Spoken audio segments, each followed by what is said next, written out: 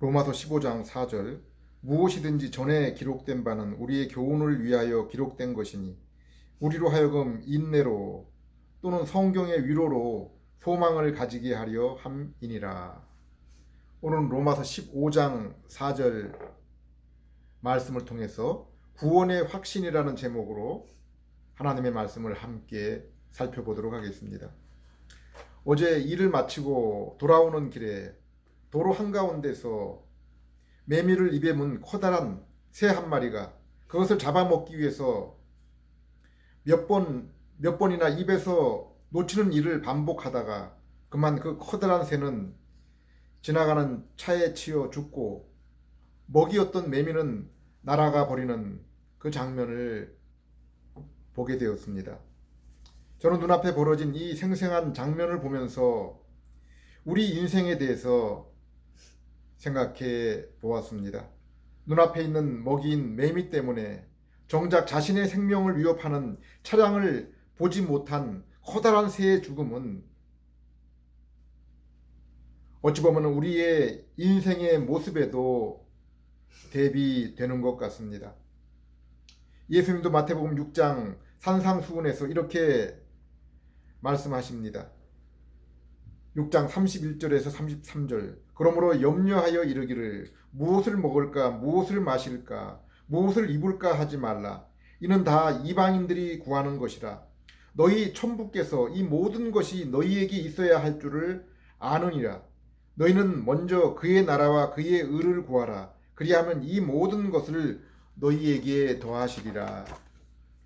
요한복음 6장 27절에도 썩는 양식을 위하여 일하지 말고 영생하도록 있는 양식을 위하여 하라라고 했습니다. 우리가 아는 썩는 양식을 위해 일했던 사람은 누구입니까? 그 대표적인 사람이 아담입니다. 아담은 하나님의 형상을 입었습니다. 이것은 아담이 이 땅의 피조 세계에서 유일하게 하나님과 인격의 교제를 나눌 수 있는 존재였습니다. 물론 천사 또한 하나님과 교제를 할 수 있는 영적인 존재였습니다. 또한 하나님은 아담이 인격적 존재로 하나님과 교통하며 살아가기에 적합한 하나님이 보시기에도 아름다운 세상이 주어졌습니다. 그리고 이 세상에 보람있게 땀 흘려 살아갈 수 있도록 사명 또한 주어졌습니다. 사람이 마땅히 해야 할 일이 없이 바둑이나 장기를 두며 TV만 쳐다보며 사는 것이 얼마나 무료하고 답답합니까? 그런데 아담에게는 자신의 존재 가치를 확인하고 인정받을 수 있는 그러한 일들이 주어졌습니다. 창세기 1장 28절에 아담 부부에게 주어진 사명은 그들의 자손이 온 땅에 충만하며 그리고 하나님이 맡기신 피조 세계를 관리하라는 것입니다.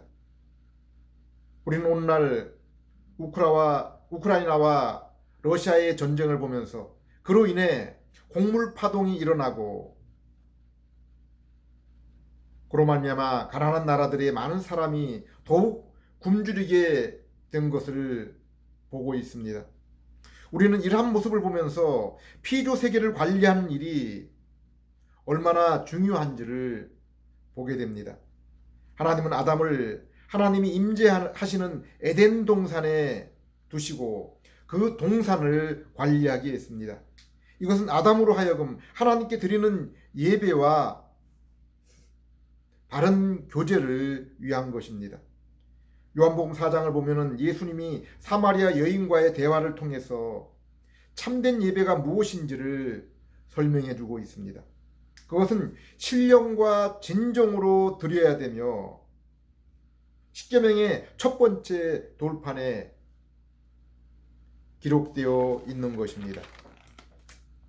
아담은 이처럼 하나님과 바른 예배 관계 그리고 피조물을 잘 관리하고 그로 인해 온 땅에 그의 후손들이 가득 차게 될 때 온 땅이 하나님의 영광으로 가득 차게 되었을 것입니다. 하나님께서는 이러한 은혜를 허락하시고 한 가지 금지 명령을 주시는데, 그것이 동산 가운데 있는 선악과 열매는 먹지 말라는 것입니다. 그것을 먹으면 죽게 된다고 했습니다. 이 명령은 하나님 주권에 관한 것입니다. 인간이 어떻게 존재하였는지를 알고, 그리고 그 인간이 무엇을 위해 살아야 하는지를 기억하라는 말씀입니다. 인간은 하나님에 의해 하나님의 형상으로 지어졌으며, 그러므로 창조주의 그 만드신 목적을 따라 하나님 영광, 곧 하나님을 위해서 살아야 하는 것입니다. 로마서 9장에서 바울은 인간을 향한 하나님의 뜻과 계획에 대해서 불평하는 자들을 향해서 20절 21절에 이 사람아 내가 누구이기에 감히 하나님께 반문하느냐, 지음을 받은 물건이 지으신 자에게 어찌 나를 이같이 만들었느냐 말할 수 있겠느냐. 토기장이가 진흙 한 덩이로 하나는 귀 쓸 그릇을, 하나는 천이 쓸 그릇을 만들 권한이 없겠느냐라고 말씀했습니다. 에베소 1장 10절 11절에도 모든 일을 그의 뜻의 결정대로 일하시는 이의 계획을 따라 우리가 예정을 잇고 그 안에서 기업이 되었으니 이는 그리스도께서 맨 먼저 소망을 둔 우리로 하여금 하나님의 영광을 찬미하는 사람이 되게 하시려는 것이라고 했습니다. 그런데 아담은 이러한 하나님의 주권을 부인하고 선악과를 따먹었습니다. 이것은 사단의 유혹처럼 아담이 하나님처럼 되려는 것이요, 하나님을 향한 영광을 자신이 취하는 것입니다. 우리는 아담의 이러한 불순종, 반역에 따라 인간이 주인인 세상, 인간의 뜻을 이루려는 그러한 세상을 보면서 살아가고 있습니다. 아담의 타락 이후에도 하나님이 인간에게 주신 이 사명, 곧 땅끝까지 충만하라, 피조 세계를 다스리라는 이 명령은 없어지지 않았습니다. 홍수 이후에도 노아에게 그대로 다시 주어졌습니다. 우리는 성경을 읽다 보면은 하나님이 아담, 곧 인간을 창조하신 궁극적인 목적을 알 수 있습니다. 성경은 그것을 복, 곧 하나님이 주시는 복으로 표현하고 있습니다. 하나님이 우리에게 주신 언약, 곧 약속의 핵심은 에레미야서 31장 33절 나는 그들의 하나님이 되고 그들은 내 백성이 될 것이라는 말씀입니다. 아담은 분명히 하나님의 백성이었습니다. 누가복음 3장에서는 아담은 하나님의 아들이라고 했습니다. 그러나 하나님이 아담에게 주신 복은 아직 완전하거나 영원하지 않은 것이었습니다.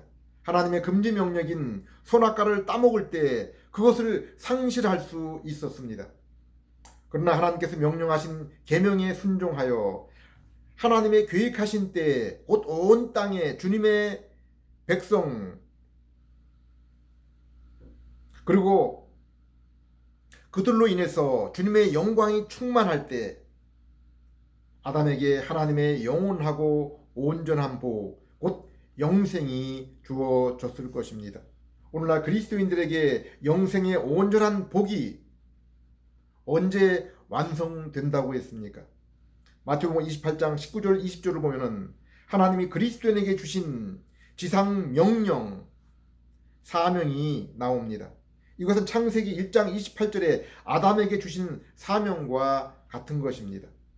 그러나 아담이 타락해서 이제 그 사명을 이룰 수가 없었습니다. 그리하여 아브라함과 믿음의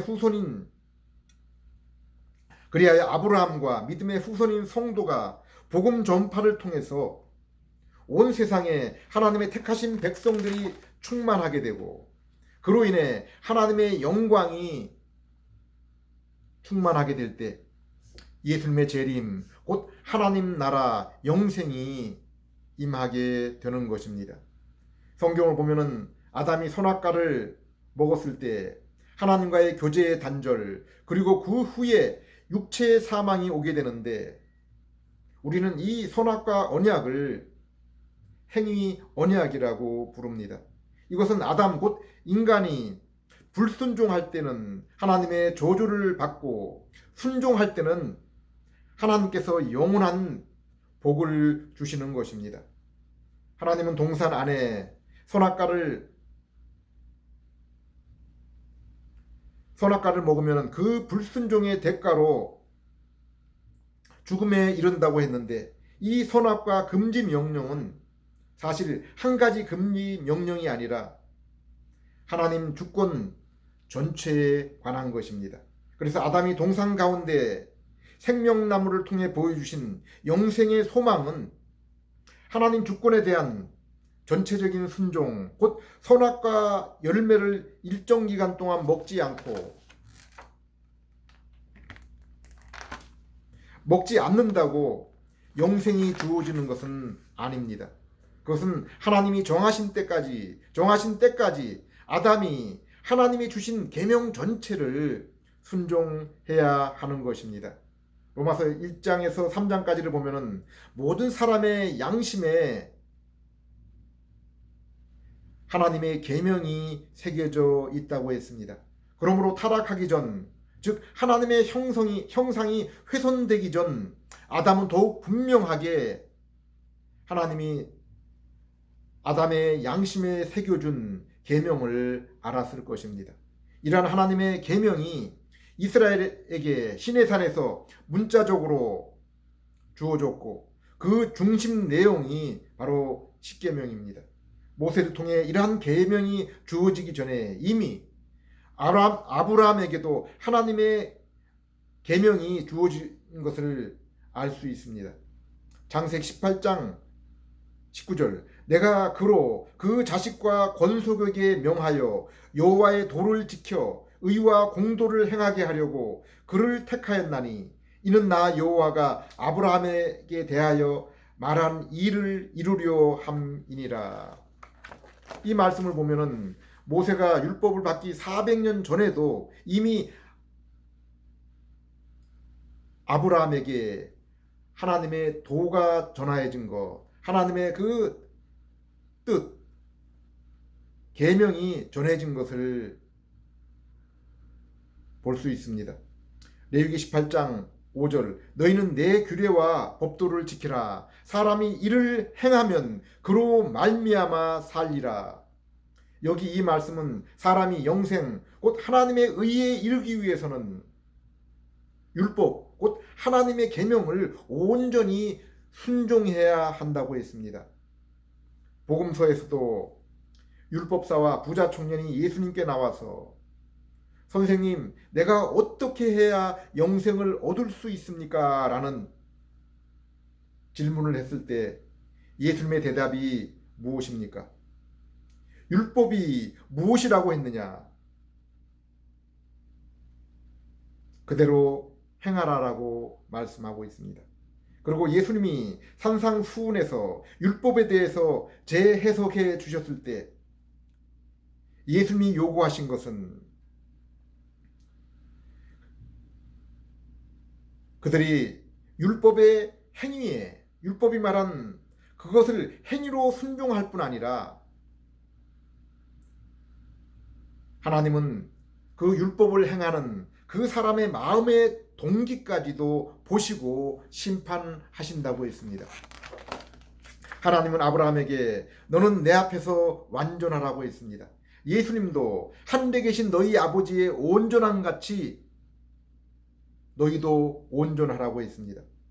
하나님은 이렇게 우리에게 완전한 순종을 하나님의 의에 이르는 영생의 조건이라고 하셨는데, 그렇다면 누가 이러한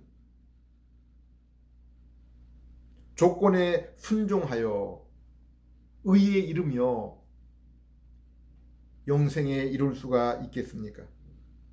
이것은 죄 없이 완전한 상태에 있던 아담, 그리고 세상은 하나님 보시기에도 아름다운 상태에 있었고, 하나님이 에덴 성전을 주셔서 날마다 하나님의 임재를 보면서 살았던 그 아담도 결국 이루지 못한 것입니다. 도리어 아담은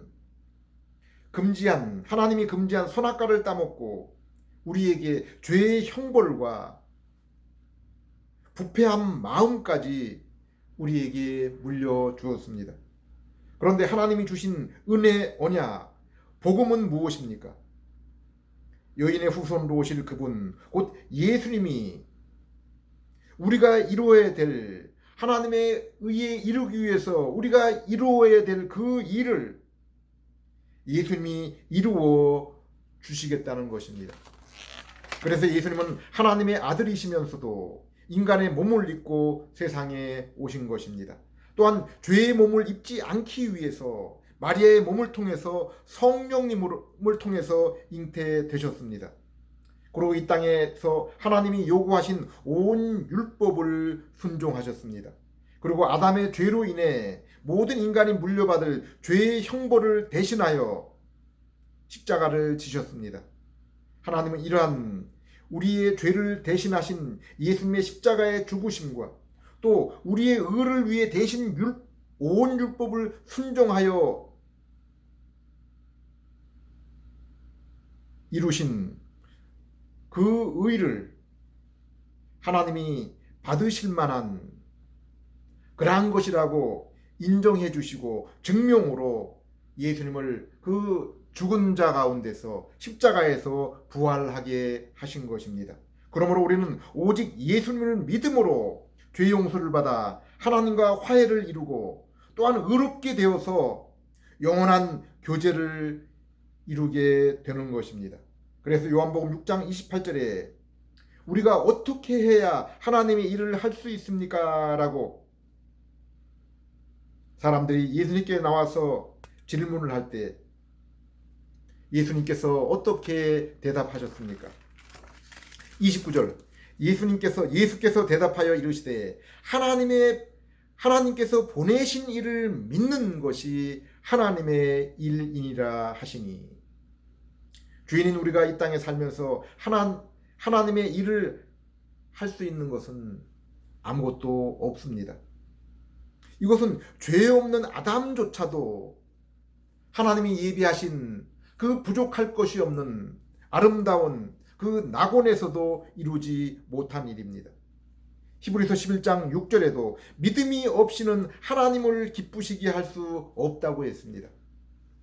오직 죄인인 우리가 우리 대신에 죄의 짐을 지시고 우리 대신에 우리가 영생을 얻기 위해 순종해야 될 온전한 순종을 통해서 의를 이루신 예수님을 믿을 때 우리가 죄의 용서를 받아 하나님과 화해를 이루며 하나님이 요구한 예수님의 순종으로 영생을 얻고 하나님의 백성 자녀가 되어서 하나님과 우리와의 만남이 즐거움이 되고 하나님 앞에 우리의 모든 선한 행실이 하나님께 기쁨과 영광이 될 수 있는 것입니다. 에베소 2장을 보면은 죄로 인해 하나님과 영적인 교제가 끊어진 이 땅의 모든 죄인의 존재와 상태에 대해서 말씀하고 있습니다. 그들이 섬기는 신은 그들이 알든지 모르든지 그들은 공중의 권세 잡은 자 마귀, 그것이 바로 그들이 섬기는 신이라고 했습니다. 그러므로 그들의 신분은 마귀와 함께 하나님의 심판을 받을 마귀의 자녀들입니다. 그리고 그들이 하는 일은 마귀를 따르는 일입니다. 곧 부패한 죄의 본성을 따라 육체의 욕심을 이루고 마음에 원하는 것을 하는 것입니다. 이것은 모든 불의와 음란과 미움과 거짓과 살인이라고 했습니다.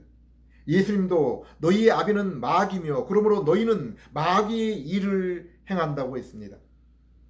그렇다면 성도는 그렇다면 이와 다르게 성도는 어떤 존재, 어떠한 사람들입니까? 성경은 먼저 성도는 그 마음에 하나님의 법이 있는 사람들이라고 했습니다. 시편 37장 31절, 의인의 마음에는 하나님의 법이 있으니 그 걸음은 실족함이 없으리로다. 아까 서두에 말씀드렸지만은 눈앞에 이득, 눈앞에 먹이 때문에 정작 자기 앞에 있는 위험을 알아차리지 못한 커다란 새처럼 하나님을 모르는 인생은 다 이와 같이 사망의 길을 가는 사망의 인생들입니다. 그러나 하나님의 은혜를 입은 자들의 마음에는 하나님의 법, 곧 하나님의 말씀이 있다고 했습니다. 그래서 그들은 하나님의 언약의 말씀을 듣고 새 언약이 되시는 예수를 믿어서 하나님의 자녀, 곧 영생을 얻은 자입니다. 시편 1편은 하나님의 복을 얻은 인생의 그 모습에 대해서 말씀하고 있습니다. 2절, 복 있는 사람은 오직 여호와의 율법을 즐거워하여 그 율법을 주야로 묵상하는 자로다. 복 있는 사람은 하나님과 바른 관계에 있는 사람입니다. 곧 죄의 용서를 받고 하나님께 의인으로 인정을 받아 하나님의 자녀된 영생을 얻은 자들입니다. 그들의 특징은 하나님의 말씀을 즐거워하며 묵상하는 자라고 했습니다. 예수님은 마태복음 4장에서 사람이 떡으로만 사는 것이 아니라 하나님의 입으로 나오는 말씀으로 살아야 한다고 했습니다. 요한복음 6장 27절에서는 썩을 양식을 위하여 일하지 말고 영생하도록 있는 양식을 위해서 하라고 했습니다. 사람은 육체를 입고 있기 때문에 하루라도 굶고는 살아가기 힘듭니다. 그러나 복 있는 하나님의 자녀는 영의 양식, 곧 말씀을 날마다 묵상, 곧 섭취해야 된다고 했습니다. 그렇다면 육의 양식과 영의 양식인 말씀 중에 우리에게 어느 것이 우선입니까? 어느 것이 더 중요합니까? 저는 영의 양식인 말씀이 우선이라고 믿습니다. 마태복음 6장 33절에도 그렇게 말씀하고 있습니다. 너희는 먼저 그의 나라와 그의 의를 구하라. 그리하면 이 모든 것을 너희에게 더하시리라. 바로 이 말씀 이전의 말씀은 사람이 먹을 양식, 입을 옷, 거주할 집에 대해서 설명하고 있습니다. 예수님은 하늘의 새, 들의 백합화도 하나님이 먹이시고 입히시는데 하늘에 계신 아버지께서 그 자녀를 이렇게 먹이고 입히시지 않겠느냐고 말씀하고 있습니다. 하나님의 자녀들의 존재 이유는 하나님의 영광을 위해서입니다. 말씀을 통해 우리 심령에 하나님의 영광이 비치고 그 영광을 이제 우리의 입술과 삶을 통해서 세상에 드러내는 것입니다. 마태복음 5장 16절에 너희 빛을 사람 앞에 비추어 저희로 너희 착한 행실을 보고 하늘에 계신 아버지께 영광을 돌리게 하라고 했습니다. 요한복음 13장 35절에서는 너희가 서로 사랑하면은 이로써 세상 사람들이 너희가 내 제자인 줄을 알리라 라고 했습니다. 우리는 내 자신의 모습과 세상을 보면서 세상과 내 인생을 나와 그리고 인간이 주관하는 것이 아니라 실질적으로 우리 하나님께서 주관하고 계심에 얼마나 감사해야 됩니까?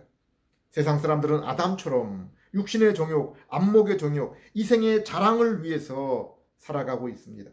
육신의 정욕과 그리고 죄된 그 마음의 본성을 기쁘게 하고 즐겁게 하고 편하게 하기 위해서 살아갑니다. 그로 인해 사람들의 그 인기에 중독이 되어 있고 일에 중독이 되어 있고 술과 마약에 중독이 되어 있고 성의 중독 속에 쾌락을 위해 살아갑니다. 그러나 복 있는 사람들은 하나님 영광을 위해서 살아가는 것입니다. 성경은 참된 행복, 기쁨은 하나님과의 바른 관계, 그 교제를 통해서 온다고 했습니다. 그래서 웨스트민스터 소유리 문답에 인간의 존재 목적은 하나님을 영화롭게 하며 영원토록 그로 인해서 즐거워하는 것이라고 했습니다. 에베소 1장을 보면은 하나님이 창세전부터 약속하신 구원 언약, 복음인 예수 그리스도의 십자가 부활을 믿어서 하나님이 우리를 그분의 자녀 삼으신 것은 우리로 그분 앞에 흠이 없고 거룩하게 하기 위함이라고 했습니다. 우리는 예수님을 통해서 곧 그분의 십자가와 온전한 순종하심을 통해서 죄 용서를 받고 의로움을 얻고 아들이 되었습니다. 그러나 우리가 사는 이 세상, 우리가 처해 있는 현실은 아직 죄악이 관영한 그러한 세상에 살고 있고 우리 안에 여전히 죄의 옛 성품이 남아 있습니다. 그래서 비록 하나님의 자녀일지라도 우리가 죄를 짓고 그 죄를 토설을 곧 회개하지 않으면은 하나님과 불편한 관계로 인해서 이 땅에서의 우리의 그 영적인 삶, 하나님과의 교제가 원활하지 않게 되고 그로 인해 우리의 영혼이 공고하고 답답함을 경험하게 됩니다. 우리가 또한 죄를 지속할 때 하나님은 그 사랑하는 자녀에게 사랑의 징계로 고난 가운데 있게 하심도 경험합니다. 그러나 하나님은 그 사랑하는 자녀들에게 새 마음을 주시고 성령님을 보내셔서 성경 묵상을 즐겨하게 하시고 그로 인해 우리 주님을 더욱 깊이 알고 주님의 거룩한 모습으로 더욱 변화되게 하시고 이 땅에서도 더욱 하나님과 깊은 교제 가운데 심령에 더욱 큰 평화와 기쁨을 경험하며 살게 하시는 것입니다. 어떤 사람들은 세상에 착하게 살고 성실하게 살아가면 모든 사람들에게 인정받고 행복하게 살 수 있다고 합니다. 정말 그렇습니까? 그렇다면 의인 아벨이 왜 돌에 맞아서 죽었습니까? 히브리서 11장에 나오는 믿음의 선조들이 왜 그들이 살았던 세상에서 버림받고 유리하고 궁핍과 환난과 학대를 받았습니까? 받으면서 살았습니까? 성경은 분명히 무릇 그리스도 예수 안에서 경건하게 살고자 하는 자는 핍박이 있을 것이라고 했습니다.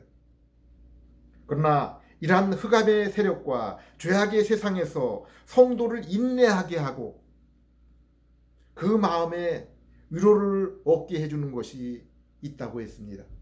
무엇입니까?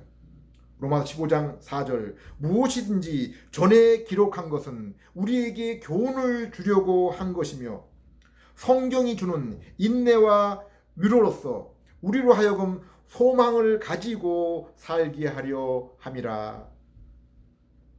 우리가 세상에서 감당하는 환난에 인내하며 위로를 얻을 수 있도록 우리에게 주신 것이 무엇이라고 했습니까? 바로 하나님의 말씀 성경이라고 했습니다. 그리고 성경을 통해서 우리가 그리스도와 천국을 소망으로 품을 때 우리는 이러한 인내와 위로를 얻을 수 있다고 했습니다. 바울도 로마서 8장 36절에 자신이 날마다 도살장에 끌려가는 양같이 여김을 받았다고 했습니다.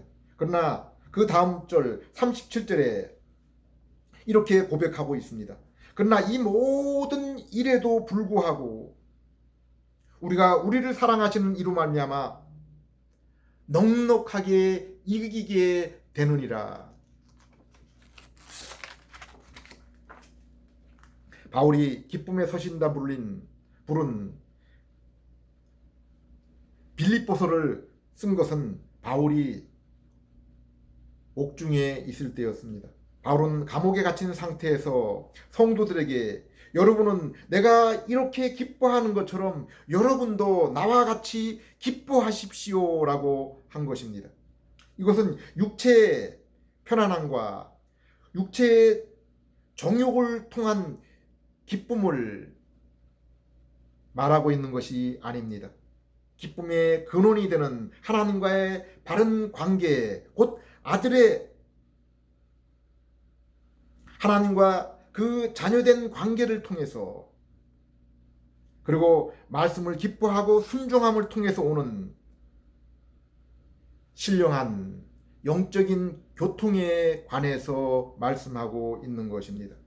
어떤 사람들은 이러한 신령한 경험과 그리고 하나님의 자녀된 그 사실에 대한 확신을 이 땅에서는 결코 맛보기가, 확신하기가 어렵다고 주장합니다. 그러나 성경은 분명히 이러한 구원의 확신과 우리가 장차 가게 될 그 천국의 은혜를 이 땅에서 미리 맛보고 경험할 수 있다라고 분명하게 말씀하고 있습니다.